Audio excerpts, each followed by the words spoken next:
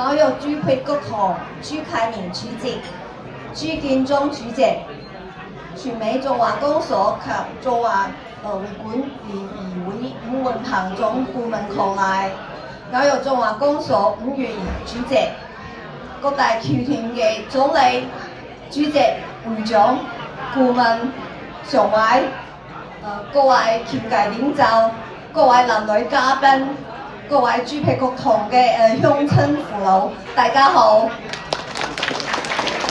今晚非常開心，代表經民處嘅李志強大使出席咬肉朱佩谷堂春宴。我喺呢度多謝朱佩谷堂邀請我哋係參加今晚嘅活動。朱佩谷堂係中華公所60個僑團之一，長期致力服務宗親及社區，備受推崇及好評。此外，朱佩谷堂長期堅定支持中華民國，支持經民處。喺呢度，我特別有經民處多謝朱佩谷堂，同時期許朱佩谷堂繼續秉持優良傳統，為鄉親同埋僑社作出更大嘅貢獻。